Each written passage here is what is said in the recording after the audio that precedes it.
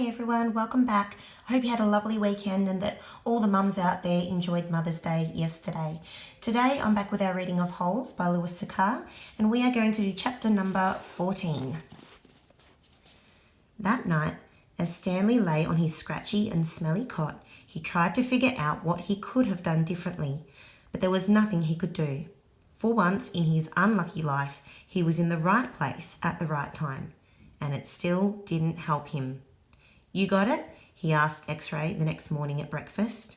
X-Ray looked at him with half-opened eyes behind his dirty glasses. "I don't know what you're talking about," he grumbled.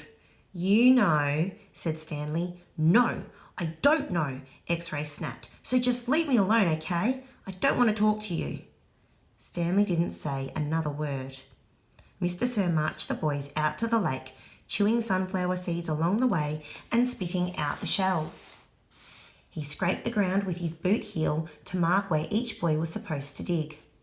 Stanley stamped down on the back of the blade of the shovel, piercing the hard, dry earth. He couldn't figure out why X-Ray snapped at him. If he wasn't going to produce the tube, why did he make Stanley give it to him? Was he just going to keep it? The tube was gold in colour, but Stanley didn't think it was real gold. The water truck came a little after sunrise. Stanley finished his last drop of water and stepped up out of his hole. At this time of day, Stanley sometimes could see some distant hills or mountains on the other side of the lake. They were only visible for a short while and would soon disappear behind the haze of heat and dirt. The truck stopped and the dust cloud drifted past it. X-Ray took his place at the front of the line. Mr. Pendanski filled his canteen. "Thanks, Mum," X-Ray said. He didn't mention the tube. Mr. Pendanski filled all the canteens, then climbed back into the cab of the pickup.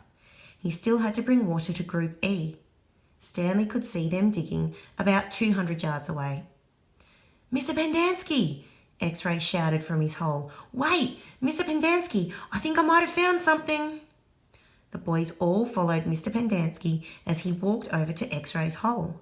Stanley could see the gold tube sticking out of some dirt on the end of X-Ray's shovel. Mr. Pendanski examined it and took a long look at its flat bottom. "I think the warden is going to like this."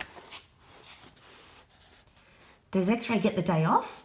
asked Squid. "Just keep digging until someone says otherwise," Mr. Pendanski said. Then he smiled.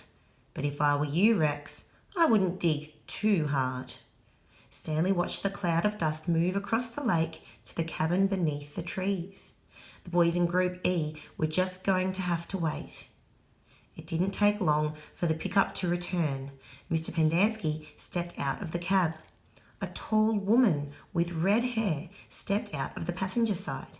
She looked even taller than she was since Stanley was down in his hole.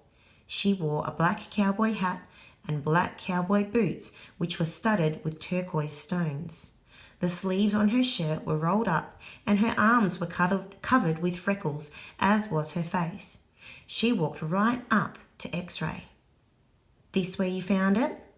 "Yes, ma'am." "Your good work will be rewarded." She turned to Mr. Pendanski. "Drive X-Ray back to camp. Let him take a double shower and give him some clean clothes. But first, I want you to fill everyone's canteen." "I just filled them a little while ago," said Mr. Pendanski. The warden stared hard at him. "Excuse me?" she said. Her voice was soft. "I had just filled them when Rex—" "Excuse me," said the warden again. "Did I ask you when you last filled them?" "No, but it's just—" "Excuse me?" Mr. Pendanski stopped talking. The warden wiggled her finger for him to come to her. "It's hot, and it's only going to get hotter," she said. "Now, these fine boys have been working hard. Don't you think it might be possible that they might have taken a drink since you last filled their canteens?" Mr. Pendanski said nothing. The warden turned to Stanley. "Caveman, will you come here, please?" Stanley was surprised she knew his name. He had never seen her. Until she stepped out of the truck, he didn't even know the warden was a woman. He nervously went toward her. "Mr. Pendanski and I have been having a discussion. Have you taken a drink since Mr. Pendanski last filled your canteen?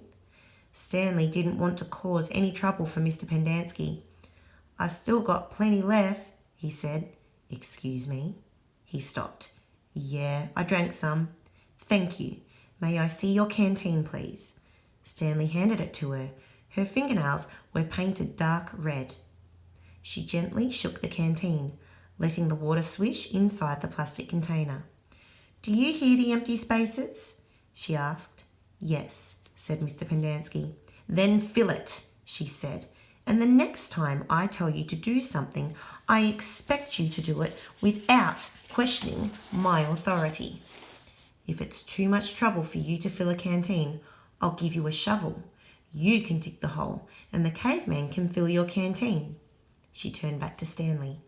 I don't think that would be too much trouble for you, would it? No, said Stanley. So, what will it be? She asked Mr. Pendanski. Do you want to fill the canteens, or do you want to dig? I'll fill the canteens, said Mr. Pendanski. Thank you. Okay, that's it for chapter number 14. The questions for today's chapter are loaded in the description box down below and also on the Weebly, so check those out when you're ready. Have a great day, everyone, and I'll see you tomorrow. Bye for now.